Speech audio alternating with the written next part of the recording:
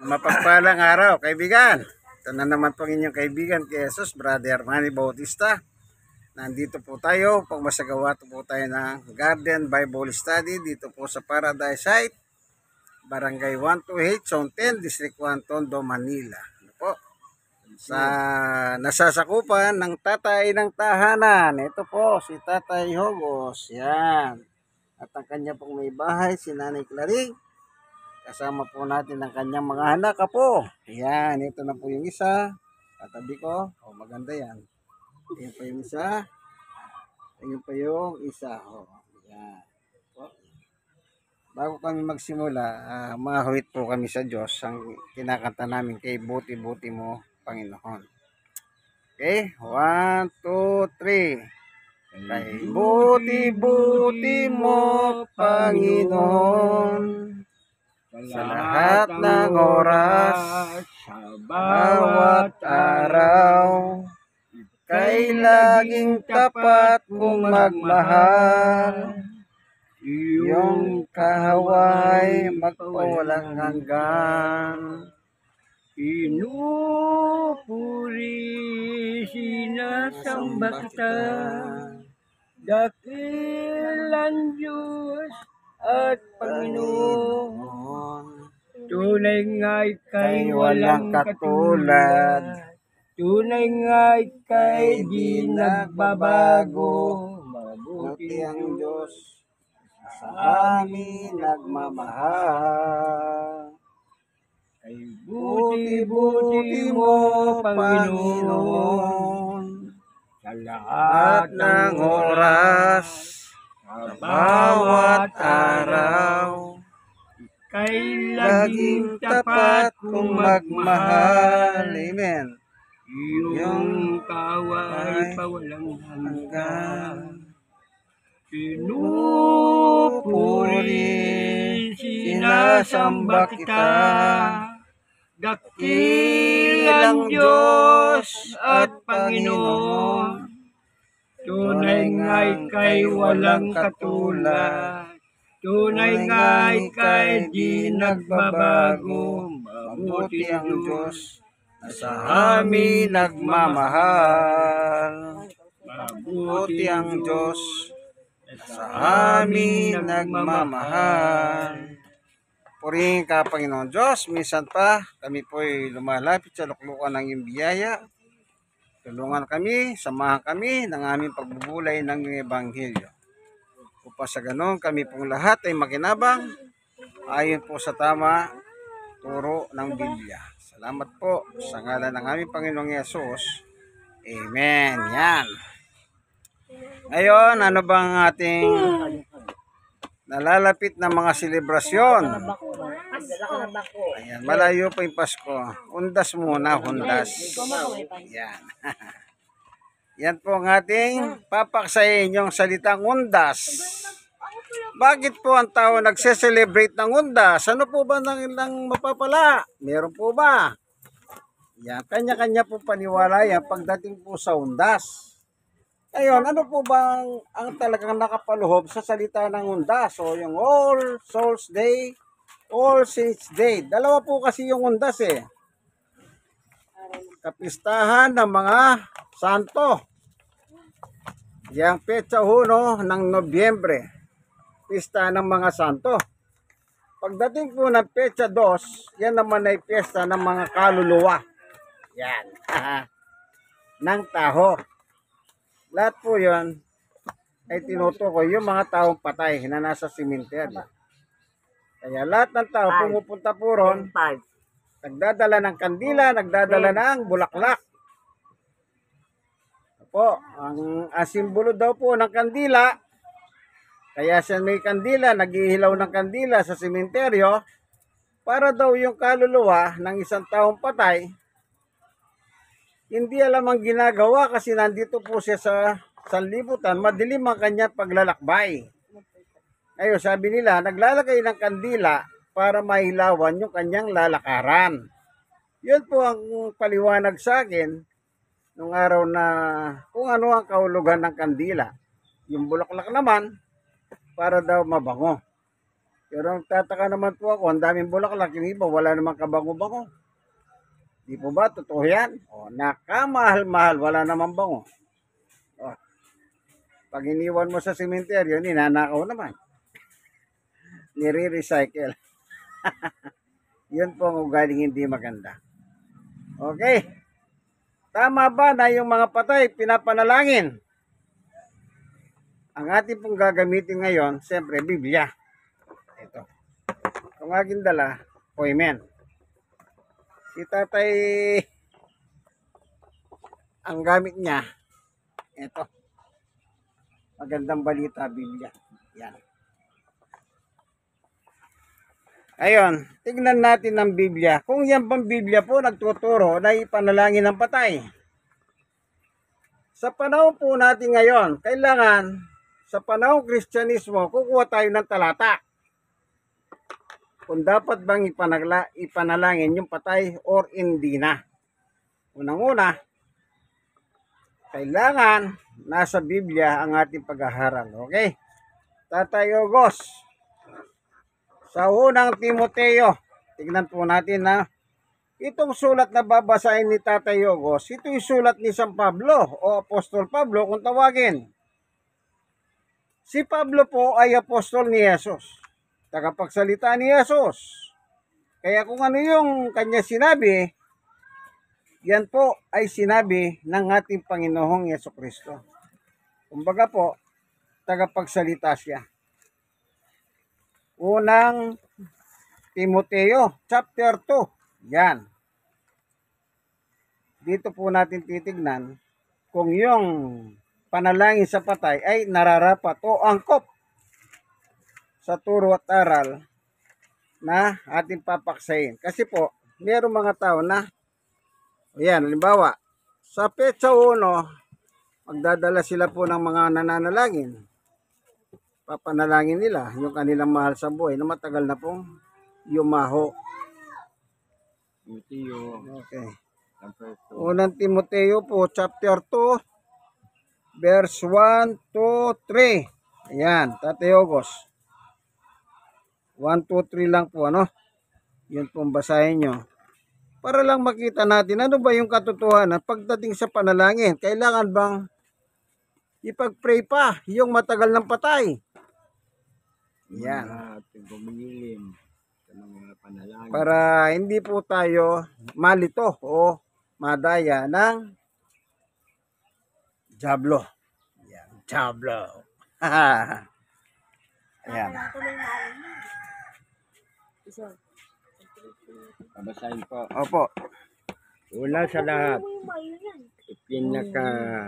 usap kong idulog nyo sa Diyos ang iyong mga kailangan, panalangin, pagsamo at sa pagpasalamat para sa lahat ng tao. Idalangin ninyo ang mga hari at may kapangyarihan upang kayo'y makapamuhay ng tahimik, mapayapa, makadiyos at marangal. Ito ang mabuti at nakalugod-lugod sa Diyos ating tagapagligtas. Ilan po? Amen. Ayun, napakaliwanag po ang sulat ni San Pablo. Ito ang mabuti at kalugod-lugod sa Diyos na ating tagapagligtas.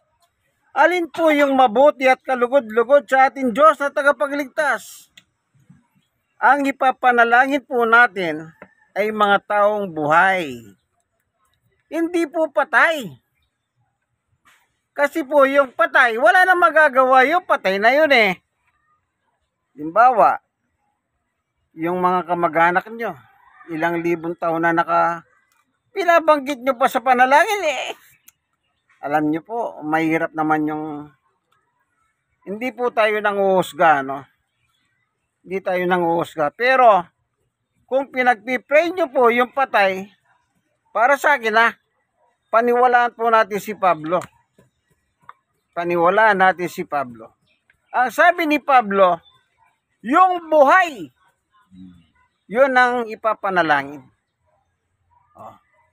Kasi yung buhay po, meron pang magagawa. Pero yung patay na, wala na pong magagawa yan. Kahit na yung kamamatay lang, subukin yung bulungan kung makakasagot pa yon. Hindi na. Patay na yon. Tandaan nyo po yan. Yung patay, bumabalik na sa kanyang pagkahalabok. Kasi galing po tayo sa alabok. At yung kaluluwa, bumabalik sa Diyos upang tumanggap ng hatol. Ngayon, tingnan natin. Kasi sabi ni Pablo, ang ipagdadasal natin yung buhay. Ngayon, kanino natutunan ni Pablo yan? Kanino niya natutunan? Tignan po natin ang salita ng ating Panginoong Yesus. Tayo Gos, 1:14. Tignan natin. Ang pagtuturo naman ng Panginoong Yesus sa kanyang epistula. 1:14.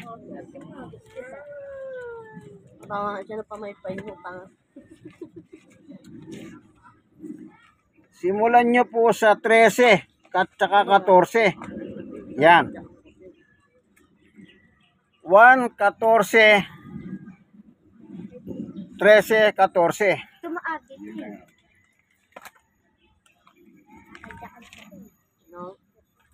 Ayan.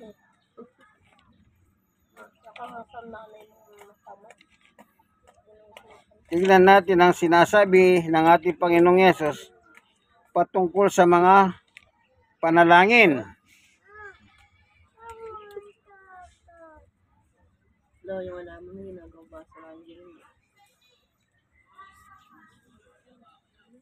Ayan.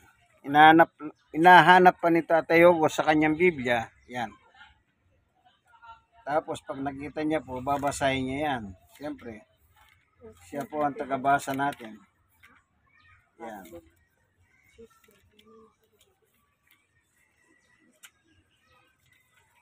Purihin ng Panginoon, ano? Yan.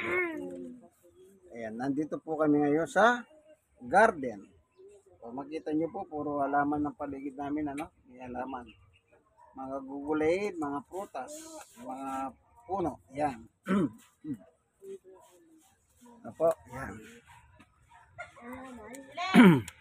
Babasahin po. Bakit? Opo.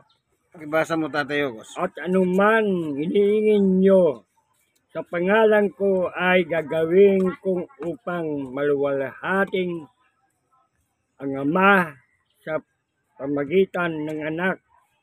Kung hinihiling kayo ang anuman ng pangalan ko, ito'y aking gagawin. Yan. Punta po kayo sa 1 di paran. Diyan pa rin po sa libro ng 1. 16:23 naman po. Ano pa ang sinasabi ng ating Panginoong Jesucristo?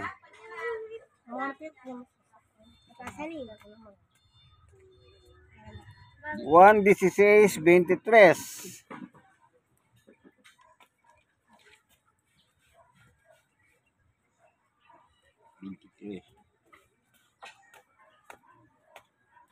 Opo.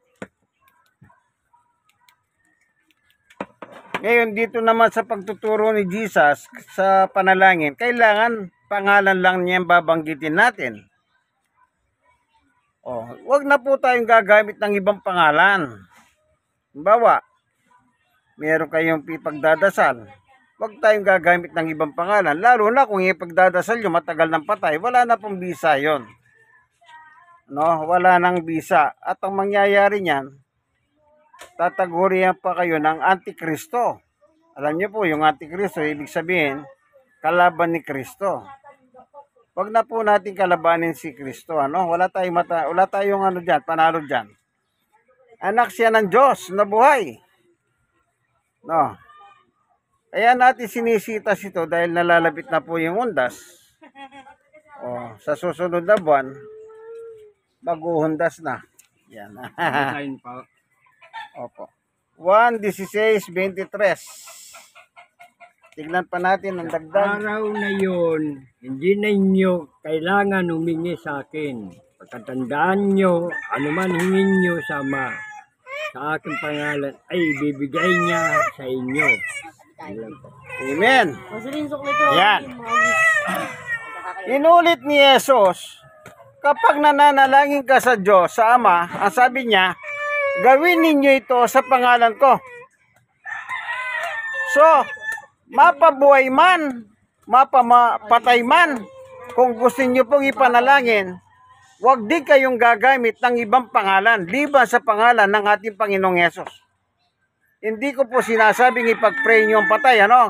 Sinasabi ko lang, kailangan isang pangalan lang ang gagamitin natin, yung pangalan mismo ng ating Panginoong Yesus Kristo. Parang ganito lang kasimple yan. May sakit ang anak mo, dudulog ka sa Diyos sa ganitong paraan. Diyos ko, tulungan mo po ang anak ko. Sana po gumaling siya sa kanyang karamdaman. Ito po ang aking kahilingan sa ngalan ni Jesus. Amen. Ganun lang kasimple po yon. Pero pag sinabi mo, sa pangalan ni Santa Maria, pangalan ng mga santo, santa kung sino pa man, lalabas po, mas magaling pa kayo sa nagturo. Sino nagturo? Si Jesus. Lalabas, mas magaling pa kayo kay Jesus. Wag po tayong lalabas na mas magaling sa Kanya. Kaya, yan, nakita po natin ha. Ang panalangin, nakapatungkol lamang sa pangalan ni Jesus. Ayun, yung patay, pwede pang ipanalangin. Hindi po. Ako nagsasabi, ayon sa Biblia, hindi pwedeng ipagdasal yung patay. Lalo na, kung yung patay ang tinatawag mo, halimbawa, meron kong naririnig ganito. Isa pong babae, nasa tamang edad po, ano? Ang nagkataon po yung tatay niya, nanay niya patay na. Alam niyo po ano sabi niya? Itay, nanay, ba't nyo naman po ako iniwan sa ganitong kalagayan? Ang kalagayan niya po ngayon, meron siyang kapansanan. Ano po siya? Stroke. Na-stroke po siya, no? Na kaya sabi niya sa tatay niya, ba't nyo ako iniwan sa ganitong kalagayan? Para bang kasalanan pa ng tatay at nanay niya na matagal ng patay, sinisisi niya pa. Yung iba naman, ganito sabi nila, tay, tulungan nyo naman po kami, hirap na kami dito sa buhay namin. Bakit yung tatay mo, tinatawagan mo, matagal ng patay? Yung patay, wala na pong papel sa mga buhay, sa mga taong buhay. Hindi nyo po sila pwedeng tawagin kasi wala na silang magagawa. Halimbawa na lang, bibigyan ko kayo ng halimbawa. Yung mga santo at santa sa panahon nila nabuhay sila. Ngayon, patay na rin sila. Ang mahirap lang po, pati yung mga patay na yung ginagamit sa panalangin. Hindi po ba? Oh, tinatawagan pa yung mga pangalan na matagal ng patay.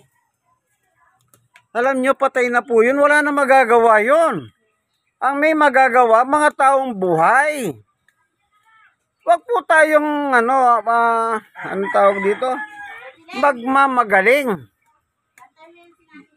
Yung patay, lagi kong sinasabi, wala nang magagawa yan. Yung taong kamamatay, bulungan nyo po yun, hindi rin po sasagot yun. Kasi patay na. Ang sumasagot lang ay mga taong buhay. Kaya kung meron man po tayong ipagdadasal, yung ating mga mahal sa buhay na buhay sa kasalukuyan. Kaya kung gusto nyo magpunta sa sementeryo, di magpunta kayo. Ang sa akin pong ang aking palagay diyan, ang aking sariling damdamin. Kapag pumunta ka sa sementeryo, ang tawag doon reunion. Bakit ko nasabing reunion? Yung mahal nyo sa buhay na patay na, lahat kayo pupunta, magkita-kita kayong magkakamag-anak. Oh, magbabalitahan kayo, kumusta na kayo, ating, kuya, ganito. Malay ninyo, pagpunta ninyo sa sementeryo, meron kayong mga kamag-anak na nagbalikbayan. At nagkataon, balikbayan, marami siyang pera. Marami siyang chocolate. Oh, meron ka ng pera, meron ka pang tsokolate. O, di ba napakaganda yan? O, kaya magpunta po kayo kung gusto nyo. Pero pag umuulan at wala naman kayong musuli, wag na lang po, baka mabasa lang kayo. Kasi ngayon po, talagang tagulan pa, may bagyo. Ari nawa, pagdating ng undas, wala pong ulan. Kasi po, naranasan na rin namin yan, magpunta na umuulan. Kasi wala kami musuleyo, para kami mga dagang silong na silong sa mga merong mga musuleyo. Ano po, tandaan nyo po yan. Kung gusto nyo magpunta, magdala ng bulaklak, magdala ng kandila, nasa inyo po yan. Kalayahan ninyo yan. Pero wag nyo pong ipagdasal yung patay. Wag nyo rin hingin ng tulong yung patay. Bakit? Antikristo po kayo. Yang mga ganyan po, mga tradisyon yan. Tingnan nyo po ang sabi ni Jesus. Yang mga pagdarasal sa patay, at saka yung tinatawagan mo yung patay, para ipagdasal ka, ikaw na bubuhay. Tradisyon yan. Sige po, ano? Marcos, Satayogos, chapter 7. Yung mga tradisyon na yan, na minana pa natin sa mga hating kanununuan. Kasi po noon, walang Bible kasi. Yan ang naging problema. Dahil walang Bible noon, kaya yung mga tao, gumagawa sila ng sarili nilang agenda. Gumagawa sila ng sarili nilang batas pagdating sa tungkol sa panalangin. Chapter 7 po, Tatayogos, simulan mo po sa 6. Chapter 7, verse 6, 7, 8. Yan hanggang 8, 9. Hanggang 9 po. Yan. Tignan nyo po ang sinasabi ng ating Panginoong Yesus tungkol po sa mga tradisyon ng tao. Yung pagdarasal po sa mga patay at paghingi ng panalangin sa patay, yan po ay isang tradisyon lamang. Hindi po biblical yan. Tradisyon lamang ng tao. Dito po mababasa natin yung mga tradisyon. Ano? Kung yan po ay nakabubuti o kung yan man ay nakakasama. Yan. Sige po, ano? Yan, tignan nyo po ang background natin.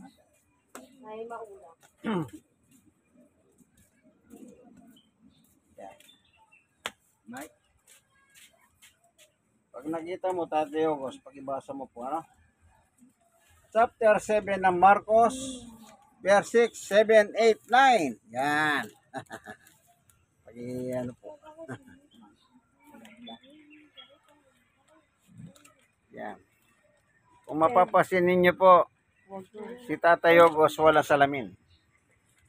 Yan, no? Pero nakakabasa pa po. Ano yan? Regalo ng Panginoon Diyos sa kanya yan. Samantalang ako, kailan magsalamin ako. Yan. Para makabasa rin naman po ako. Pag wala, nagiging blurred. Apo, yan. Chapter 7. Anong malapit dyan? Sige pa. Ano na eh? Efesos, sige pa po. Sige pa. Ayan, yan. Yan. Yan.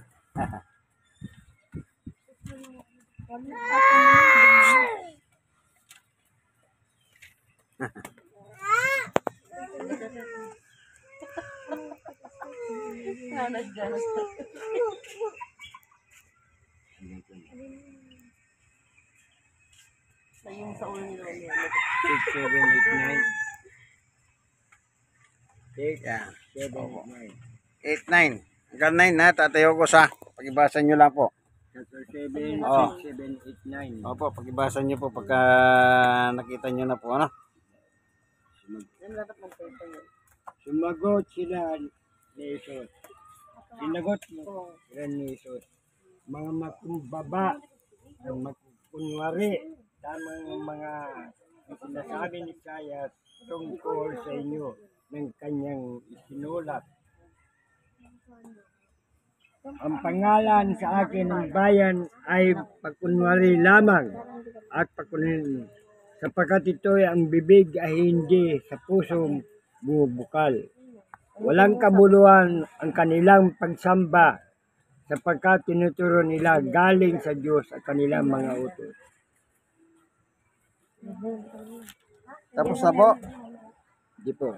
Binabaluwalain niyo ang utos ng Diyos at ang sinunod nyo ang mga tradisyon ng tao. Sinabi pa ni Jesus, ang gagaling nyo para lamang masunod ang iyong mga tradisyon. Pinapawalang bisa nyo ang utos ng Diyos. Amen. Yan. Di po ba sabi ni Jesus, binabaliwala ninyo ang utos ng Diyos para lang masunod ang inyong mga tradisyon. Yan pagpunta po ng simenteryo, tradisyon po yan. Pagtulos ng kandila, tradisyon. Paglagay ng bulaklak, tradisyon. Panalangin sa patay, tradisyon. Paghingi ng panalangin sa patay, tradisyon, lahat po yan. Wala naman po nakalagay na yun ang gagawin mo. Kaya kapag ginagawa mo yan, ikaw ngayon ay lumalakad ayon sa tradisyon ng tao. At ano yung tradisyon? Ang sabi ni Jesus, Tatay Hugo, sulitin mo lang yung verse 9. Yung verse 9 lang po. Sinabi pa ni Jesus, ang gagaling nyo para lamang masunod ang iyong mga tradisyon. Pinawalang bisan nyo ang utos ng Diyos. Ayan, anong sabi ni Jesus? Ang gagaling ninyo. Yan po ang nature ng tao. Akala mo napakagaling talaga. Masunod lang yung mga gusto nila. Kahit lalabagin nila yung utos ng Diyos. Wala naman pong inuutos ng Diyos na manalangin ka sa patay, ingin mo na panalangin yung patay. Pagkatapos ginagawa mo yon. Kaya sabi niya, ang gagaling ninyo. Oh, ibig ba sabihin magaling pa tayo sa Panginoon? Hindi po. Si Pablo naman, ano naman ang sinabi ni Pablo? Tatay Ogos, Colossus po, 2:8. Tignan naman natin ang sinabi ni San Pablo, na apostol ng ating Panginoong Jesucristo.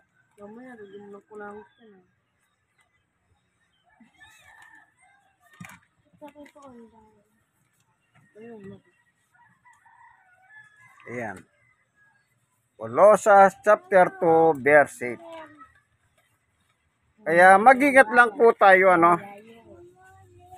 Baka akala po natin meron tayong tamang pananampalataya. Yung pala, yung pananampalataya natin, hindi naman po pala tama.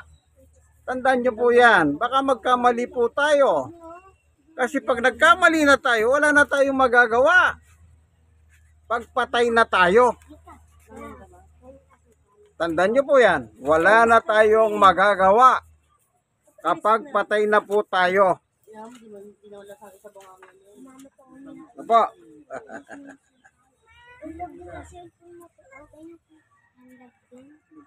Paano ang lag? Wala naman yung nakabukas ng dito pa.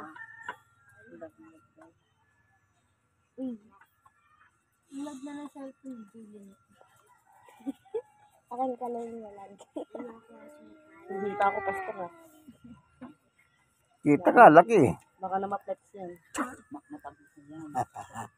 Wala, hindi kita yan. Pag nakita ko, hindi ko naman kukunin yan. Ay, kukunin. Pipig. Sorry. Yan, hinahanap lang po sandali ni Tatay Ogos. Ano? Babasahin ko. Opo. Colossus 2:8. Mag-ingat kayo upang hindi kayo mabihag ninuman sa pamagitan ng walang kabuluhan ng karunungan at pandaraya sa ayon mga tradisyon, mga tao at mga lutuntunin ng mundo. Ito. Oh, yun lang po yun, nakasulat, Tayo Ogos. Opo. Ayan, nakita nyo po? Hindi po pala sa Diyos yan. Oh, hindi sa Diyos. Oh, anong sabi ni Apostol Pablo? At ang mga ito, hindi ayon kay Kristo. Ayan. Hindi po pala sinasangayunan ng ating Panginoong Yesus ang mga tradisyon ng tao. Kaya sana po, ano? Sana po, kung maaari lang, wag na nating lalabanan ng Panginoong Yesus. Lalabas niyan, magiging antikristo po tayo. Yung iba po, magdadala sila ng mandarasan para lang ipagdasal yung patay. Yung iba naman, yung patay, ang hinihingan nila ng tulong. Paano makakatulong yung patay sa mga buhay? Wala na. Patay na nga po yun.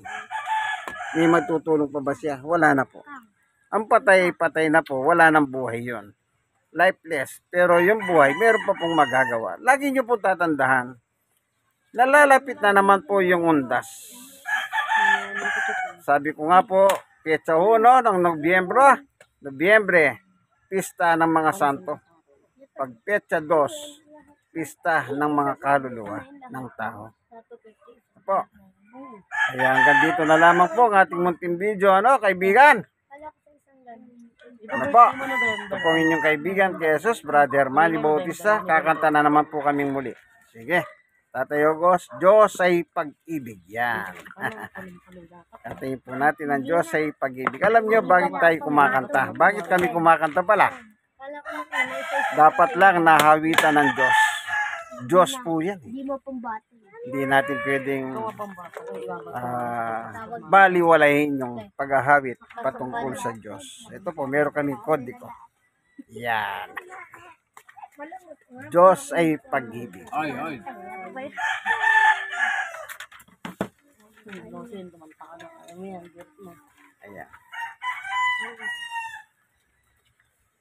Kanta tayo. 1, 2, 3. Pag-ibig ang siyang pumukaw sa ating puso't kaluluwa, nagdulot sa ating buhay, nagintong aral at pag-asa. Pag-ibig Ang siyang buklod natin, di mapapawi kailan pa man.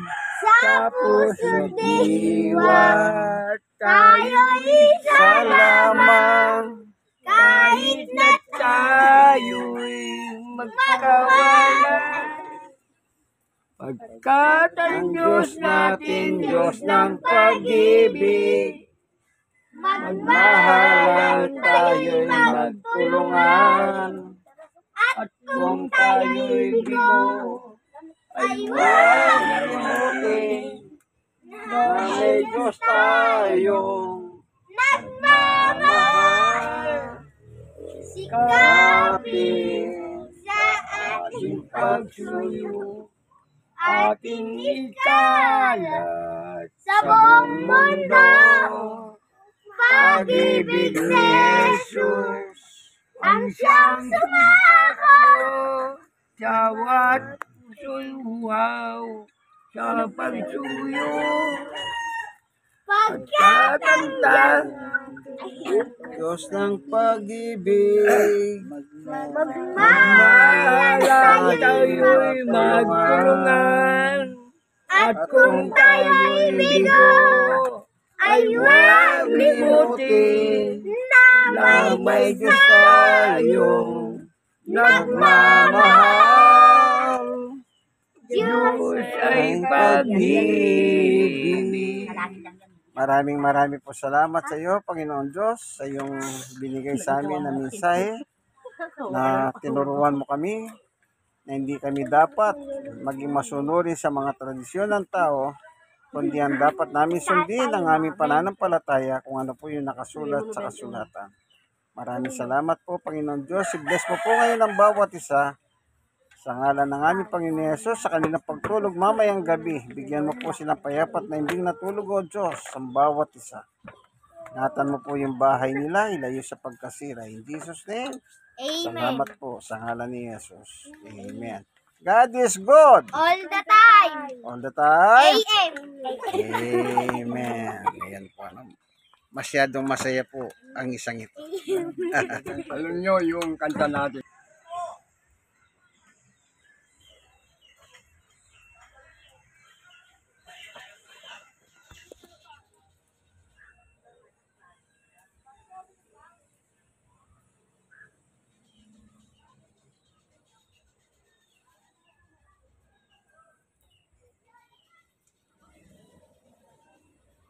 Naglaba ako nung isang araw. Ah, Eh, inaulan na kayo. di ko yung kan.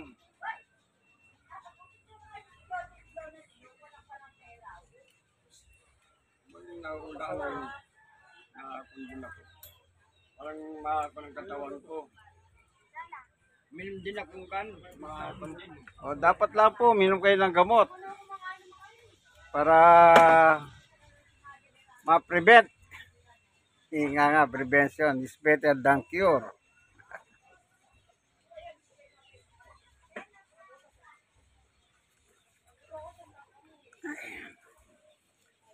Dalawang beses sumulat, Ate Ugos, malakas ano? Hindi ko naramdaman, Nakatulog ka ba kanina? Nang umuulan? kanina, sabi ko, dito tayo. May pag-ising ko, wala na.